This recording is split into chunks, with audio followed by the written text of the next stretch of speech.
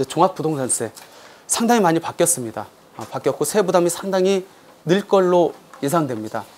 종합부동산세 들어가기 전에 개정된 내용을 정확하게 알려면은 종합부동산세가 어떻게 과세되는지를 먼저 잠깐 알고 들어가는 게 훨씬 이야기가 빠를 것 같아가지고 계산 구조 한번 볼게요.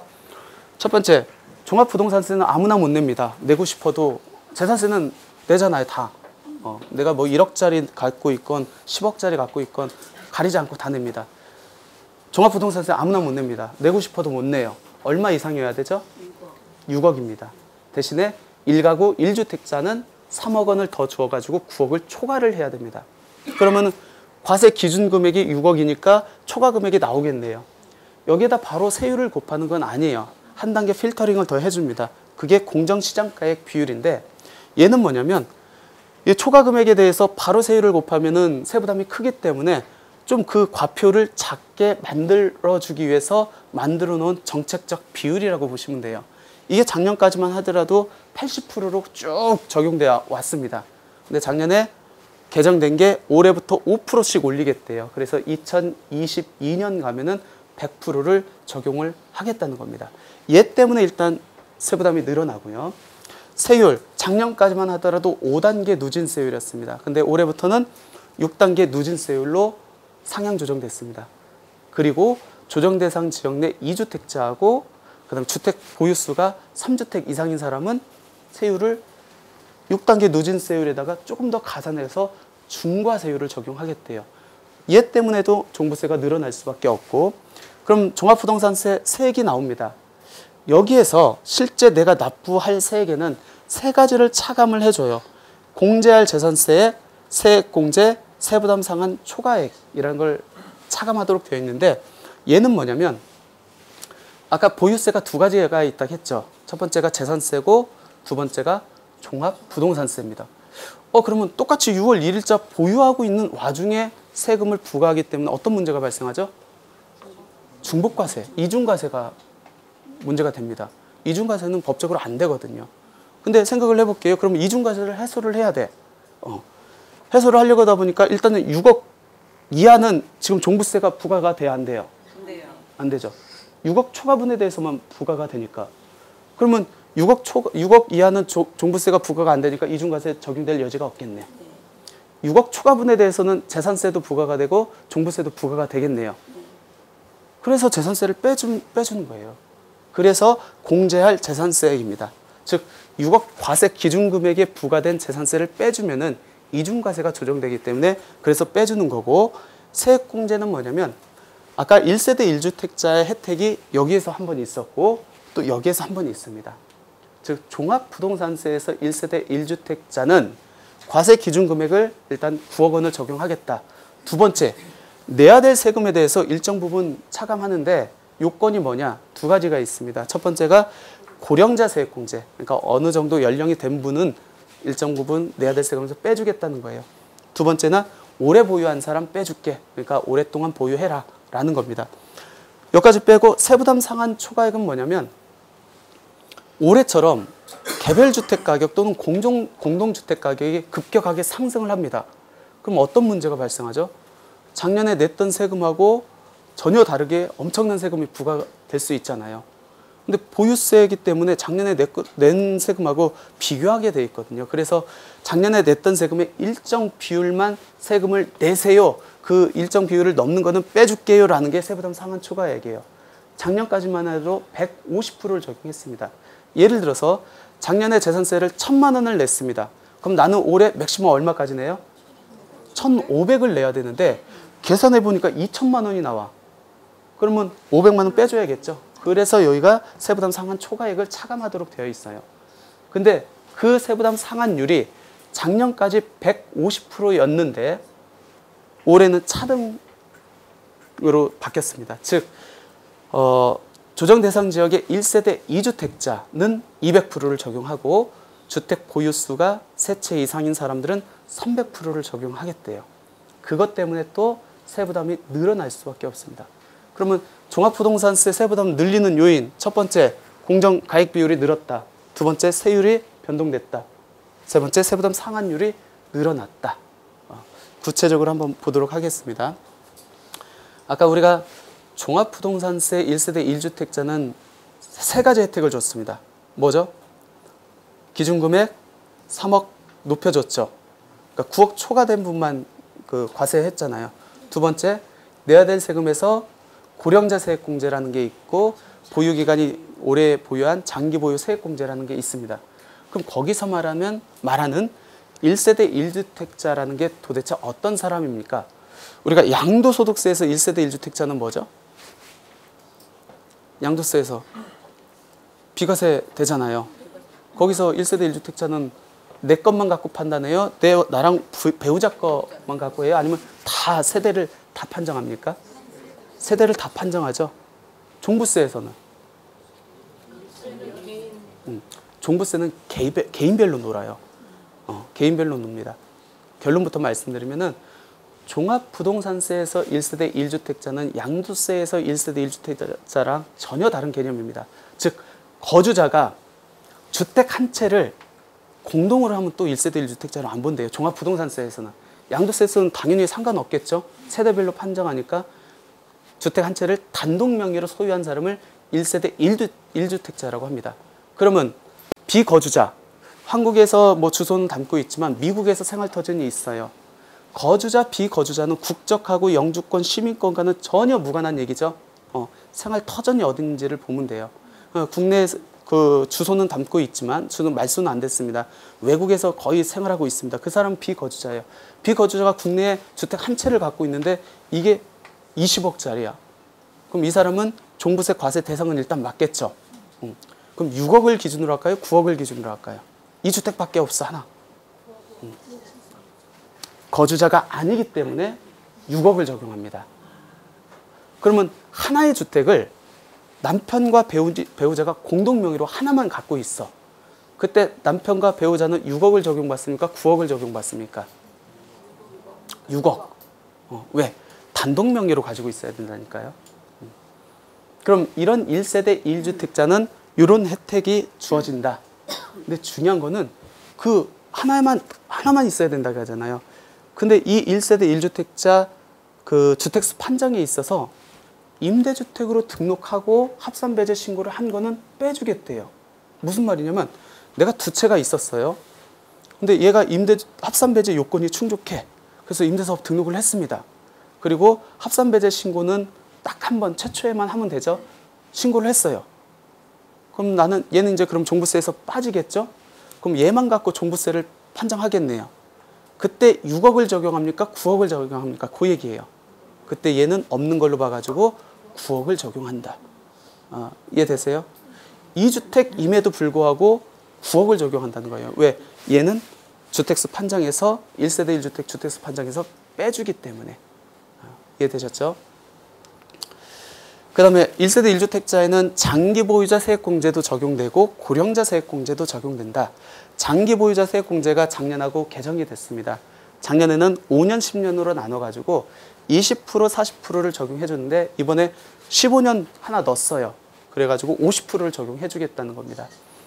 고령자 세액공제는 60세에서 65세 소유자가 그럼 내야 될 세금에서 10%를 빼주고 65세에서 70세면 20%, 70세 이상이면 30%를 빼줍니다. 그러면 중복 적용됩니까? 어르신들이 뭐 오랫동안 가지고 있고 나이도 있어요. 그럼 중복 적용됩니까? 가능하다. 그럼 중복 적용되면 몇 프로죠? 맥시멈 내야 될 세금에서 80%까지 감면이 됩니다. 근데 법에서 이 80%까지는 너무 해준 거 아니냐 해가지고 최대 70%까지만 해주겠대요. 그걸 또 10%를 깎았더라고요. 그래서 지금은 70%까지 중복 적용이 가능하다라고 보시면 될 것 같고요. 아까 공정시장가액 비율 올해부터 5%씩 상향 조정했다고 했죠. 과표를 경감시키기 위한 정책적 비율입니다. 세율, 작년까지만 하더라도 5단계 누진세율이었습니다. 0.5%에서 2.0%를 적용했는데 늘려놨어요. 6단계로 만들어놨습니다. 세율도 0.5%에서 2.7% 늘려놨습니다. 근데 조정대상 지역 내 2주택자하고 3주택 이상 소유자는 이 일반 세율에다가 0.1%에서 0.5%를 추가한 중과세율을 적용하겠다는 거예요. 그러니까 세부담이 당연히 늘 수밖에 없죠. 그러면 중요한 문제가 발생하네요. 그러면 2주택자, 3주택자 이거는 어떻게 판정합니까? 양도세는 종부세에서는 어떻게 판정한다겠죠? 개인별로 무조건 판정합니다. 그러면 하나의 주택을 남편과 부인이 공동으로 소유하고 있습니다. 그럴 경우에는 어떻게 합니까?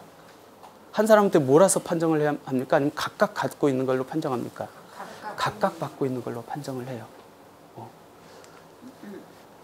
요거부터 먼저 말씀드리고 이제 이제 분산을 어떻게 하는 게 좋은지 한번 말씀을 드려볼게요.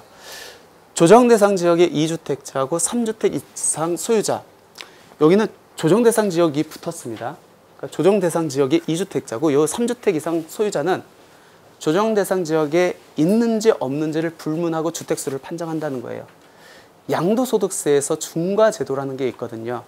즉 중과 대상 주택수 판정할 때 제외하는 주택이 있어요. 즉 저쪽 시골에 있는 기준시가 3억 이하인 주택은 다 빼거든요. 얘는 빼는 게 없어요. 그냥 주택수 있으면 다 산정한다는 겁니다. 설령 시골에 정말 허름한 농가주택이 있음에도 불구하고 여기 판정할 때 들어간다는 얘기입니다. 그러면 두 가지 불이익이 있다. 첫 번째는 중과세율이 적용되고 두 번째는 세부담 상한율이 가중되는데 중과세율은 아까 일반 세율보다 조금 더 가산해서 세율이 0.6%에서 3.2%가 적용된다. 두 번째는 일반적인 경우에는 세부담 상한율이 150%가 적용되는데 조정 대상 지역 내 2주택자는 200%, 3주택 이상자는 300%를 적용한다. 주택수 판정은 양도세에서는 세대 합산으로 판정을 하고 종합부동산세는 인별, 본인 것만 갖고 합산한다. 제가 두 번째 시간에 이제 소득세 드릴 건데 종합소득세는 어떻게 하죠? 종합소득세 월세는 몇 채 이상 가지고 있었을 때 월세 소득에 대해서 세금을 내야 되죠? 2채. 보증금은 3채. 그때 주택수는 어떻게 판정하죠? 각각 그때는 배우자 합산입니다.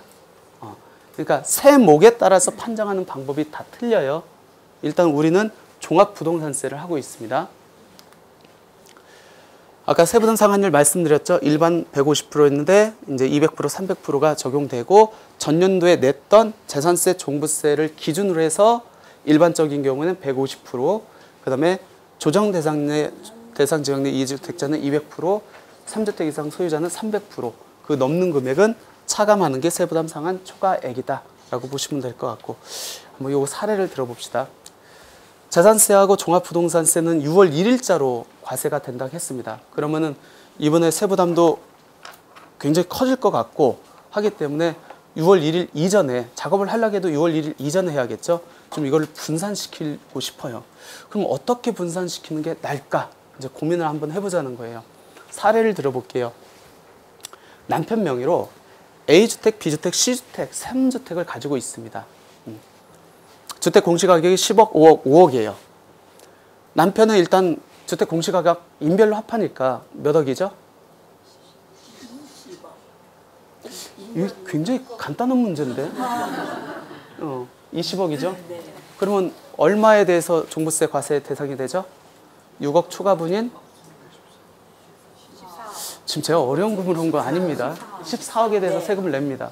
그러니까 14억에 대해서 세금을 내려고 하니까 세부담이 상당히 많겠죠. 그래서 남편이 고민을 해요. 이거를 어떻게 배우자한테 좀 분산을 시키고자 합니다. 그럼 어떻게 분산하는 게 나을까?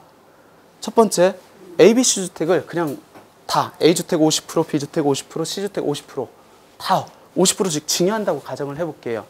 그럼 남편 공시가격 얼마 됩니까?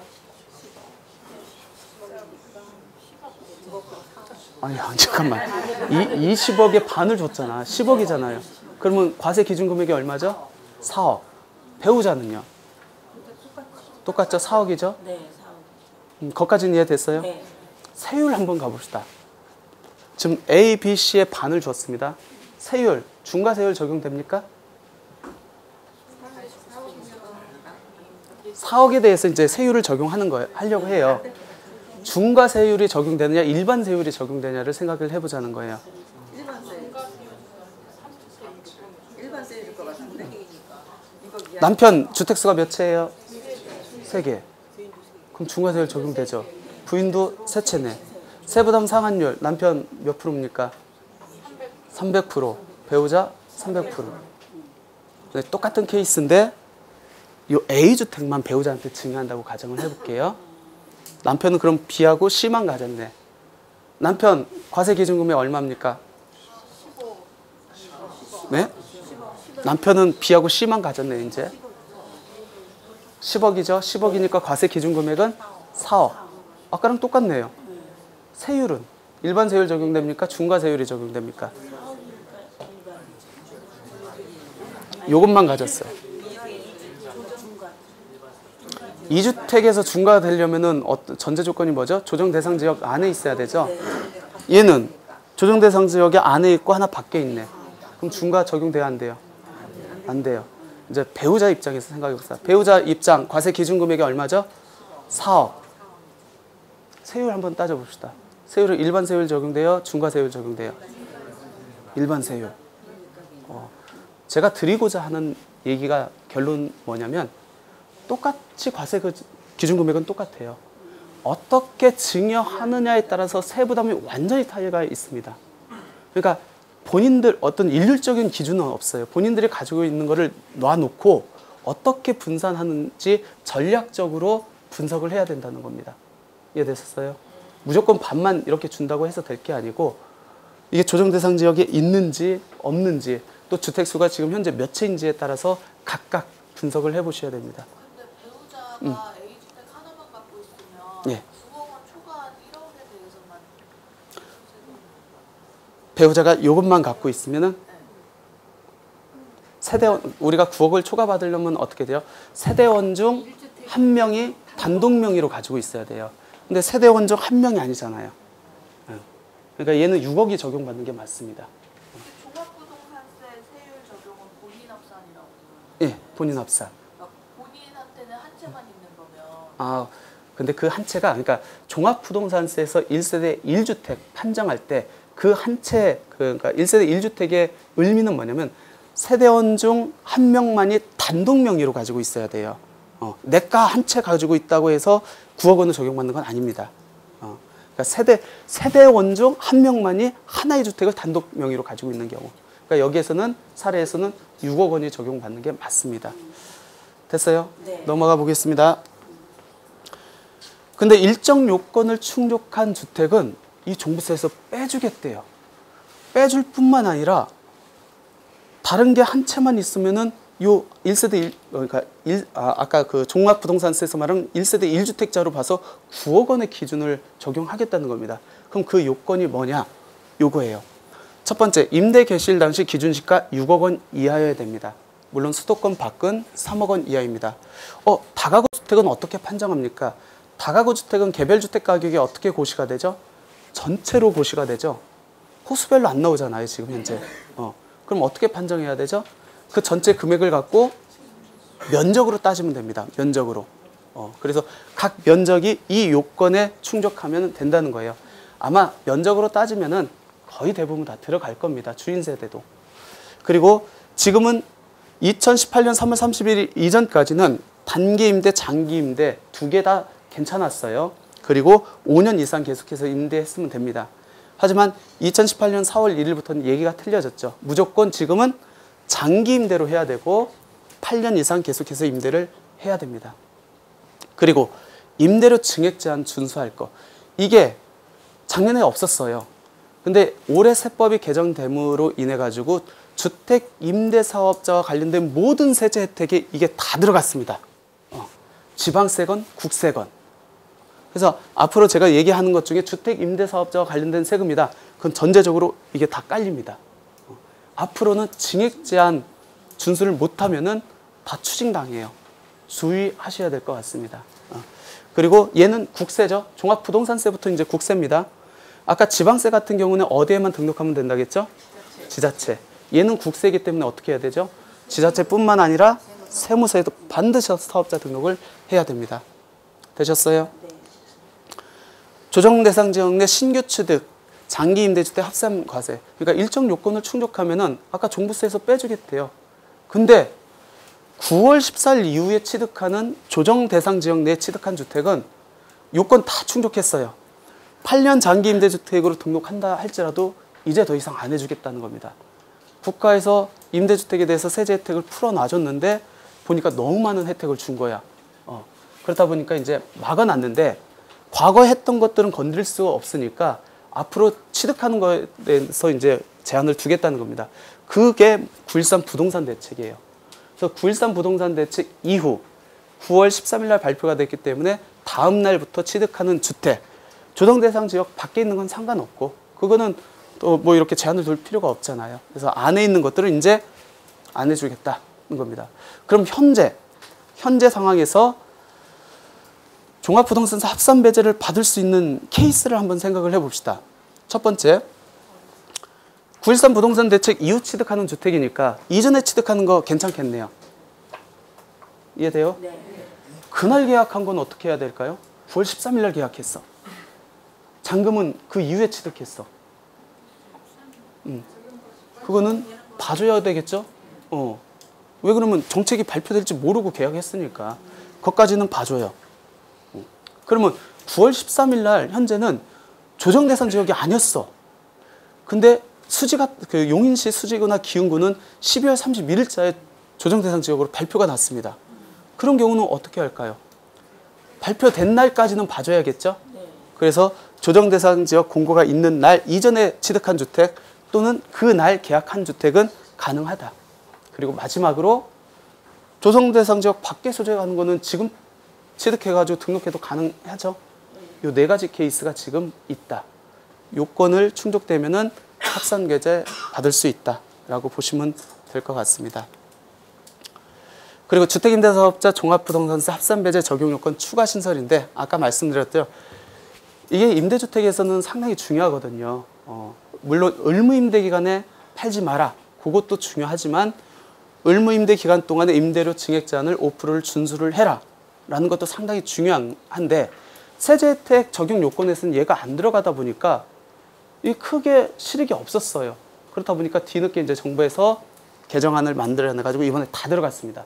지금은 지방세, 국세, 주택, 임대사업자와 관련된 세제 혜택에는 무조건 5% 증액 제한 다 들어갑니다. 근데 문제가 생겼어요. 그럼 그동안 안 했는데 어떻게 합니까? 그러니까 소득세법 시행령 시행일 이게 2월 12일자로 공포가 됐습니다. 12일 이후에 임대차 계약을 갱신하거나 새로 체결하는 부부터 적용해라. 딸랑 이렇게 해놓으니까 어떤 문제가 생기냐면 예를 들어서 2019년 1월 1일 날 내가 주택 임대사업자를 등록을 했습니다.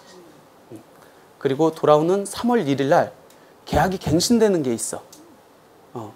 그러니까 1월 1일 날 등록을 하고 3월 1일 날 계약이 이제 돌아오는 게 있습니다. 그때 임대료 내 마음대로 정해요, 못 정해요? 최초 임대료라고 하죠. 최초 임대료는 개념이 뭐죠? 내가 임대사업자 등록을 한 이후에 돌아오는 최초 체결하거나 갱신되는 임대료를 최초 임대료라고 합니다. 이건 내 마음대로 정해요. 이게 이제 기준이 되는 겁니다. 맞죠? 그게 민간 임대주택법도 그렇고 저희 조세특례제한법도 그렇게 해석을 하고 있습니다. 근데 얘를 이렇게 규정을 하다 보니까 이 5%는 그러면 어떻게 해야 됩니까? 최초 임대료를 정해서 3월 1일이니까 2월 12일 날 이후에 임대차 계약을 갱신하는 거네요. 맞죠? 그럼 3월 1일 날 도래하는 거는 내 맘대로 정하고 그 이후부터 5%를 적용해야 되는 겁니까? 아니면 3월 1일 날 도래하는 것부터 법이 이렇게 됐으니까 예전에 종전에 있던 그걸 기준으로 5%를 적용해야 됩니까? 이런 문제가 발생을 했습니다. 그래서 어저께 이제 그 기획자정부에서 이제 보도자료를 이렇게 뿌렸습니다. 그거는 민간임대주택법이나 조세특례제한법에서 해석한 것 같이 동일하게 해석해라 라고 이렇게 보도자료를 뿌렸어요. 결론적으로 어떻게 되죠? 최초 임대료는 이 이후에 갱신하거나 체결된다 할지라도 내 마음대로 정하고 그 다음 거부터 5%를 적용하면 됩니다. 이해되셨어요? 그렇게 이해하시면 어떤 부분을 이용할까? 지금 이제 임대사업자 등록을 안 내고 계약했는데 임대사업자 등록을 냈잖아요. 이제 지금 냈어요. 지금 냈어요. 그러면 그 이후에 그 임대사업자 이제 계약을 체결하는 것도 있고 갱신하는 것도 있겠죠. 그것까지는 내 마음대로 정해요. 예, 그리고 그 다음번부터 5%를 제한을 적용을 합니다. 근데 요 법도 그대로 따라간다라고 보시면 되겠습니다. 설령 적용 시기가 법에 이렇게 규정됐다 할지라도 그러니까 똑같이 해석한다라고 보시면 될 것 같습니다.